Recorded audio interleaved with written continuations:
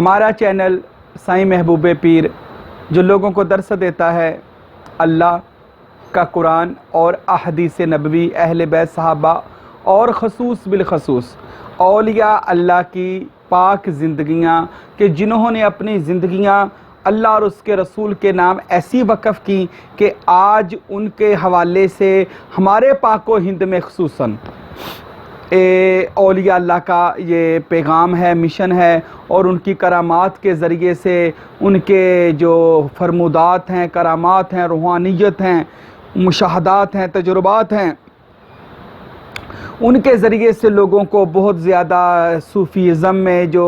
اور تصوف اور روحانیت میں لوگوں کو قائل کیا جا رہا ہے۔ تو یہ اولیاء اللہ ہیں کہ جن کا یہ مشن تھا، انہوں نے سب سے پہلے اپنے آپ کو اللہ اور اس کے رسول کے نام وقف کیا، تو ان کی زندگی ہمارے لیے مینار نور، مینار روشنی بن گئی۔ آئیے آج میں آپ کو ایک واقعہ سناتا ہوں، بڑا خوبصورت میری زندگی کا واقعہ ہے، اور بھی سارے واقعہ خوبصورت ہیں، پر یہ واقعہ مجھے اس لیے بھی دلچسپ لگتا ہے کہ اگر آج ہم میں کوئی بندہ ایسی توبہ کرے جیسا قرآن مجید میں بھی موجود ہے، اللہ اپنی بابرکت کتاب میں فرماتا ہے ایسی توبہ کر کے لوگوں کو لیے نصیحت بن جائے۔ ہائے آج ہماری توبہ کیا توبہ ہے، ہماری آج توبہ کچھ ہے، کل کچھ توبہ ہے۔ اللہ ہمارے حالوں پہ خصوصی رحم فرمائے۔ حضرت خواجہ خواجگان خواجہ حسن بصری رضی اللہ تعالیٰ عنہ، جو حضرت علی شیر خدا مشکل کشا کرم اللہ تعالی وجہہ الکریم کے خاص خلفاء ہیں، اور ہمارا سلسلہ سروری قادری میں دوم سلطان الفقراء ہیں، حضرت خواجہ حسن بصری رحمۃ اللہ علیہ۔ بصرہ میں آپ کی ایک مریدنی تھی، تو وہ مریدنی جو تھی آپ کی، تو اس کا بیٹا بڑا گنہگار، بدکار، سیاکار بندہ تھا۔ وہ بندہ لڑکا جب اس کا مرگ آخر آ گیا، مرنے کا وقت آ گیا، تو اس نے اپنی والدہ سے کہا کہ امی میری یہ خواہش ہے کہ تیرے پیر و مرشد خواجہ حسن بصری نہ میرا جنازہ پڑھائیں۔ اگر تو خواجہ حسن بصری میرا جنازہ پڑھاتے ہیں تو ٹھیک ہے، اگر وہ انکار کر دیں تو مجھے دفنایا نہ جائے، بلکہ مجھے اٹھا کر روڑی پر پھینک دیا جائے، کچرے پہ پھینک دیا جائے، تو مجھے دفنایا نہ جائے۔ حضرت خواجہ حسن بصری کی اس مریدنی نے جب سنا، وہ یہ تمنا لے کر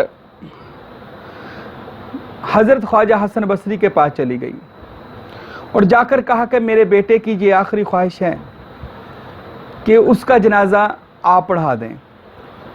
حضرت خواجہ حسن بصری نے جب یہ سنا، تو وہ بی بی تو آپ کی مرید تھی، آپ کو ماننے والی تھی، عقیدت مند تھی، تو اس نے جب سنا تو اس نے کہا کہ کیا تو فلاں جو بندہ بڑا بدکار، سیاکار اور پورے بصرہ میں مشہور ہے، جی میں اس کی والدہ ہوں۔ تو فرمانے لگے میں نے اس کے جنازے پہ نہیں جانا، میں نے اس کا جنازہ، آپ نے انکار کر دیا۔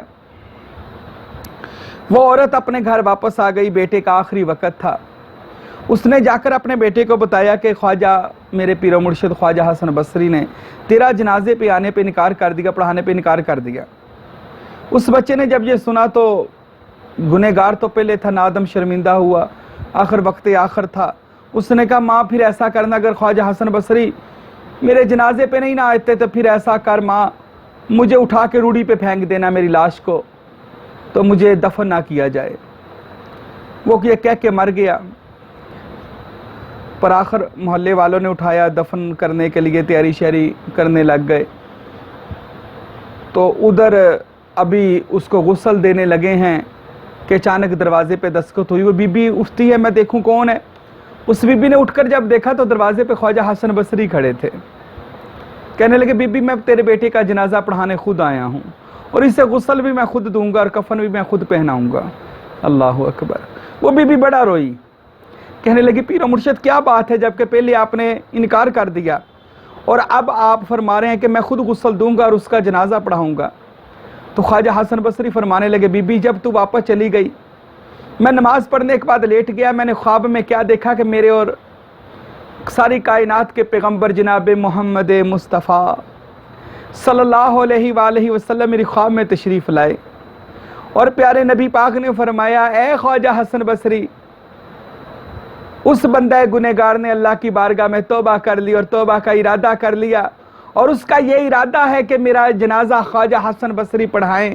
تو میں ساری زندگی کے لیے جتنی بھی اس کی تھی زندگی میں اس کے لیے گناہوں سے معافی مانگی، اور اس نے معافی مانگ لی اپنے گناہوں کی، اور یہ دل میں ارادہ کر لیا خواجہ حسن بصری میرا جنازہ پڑھائیں۔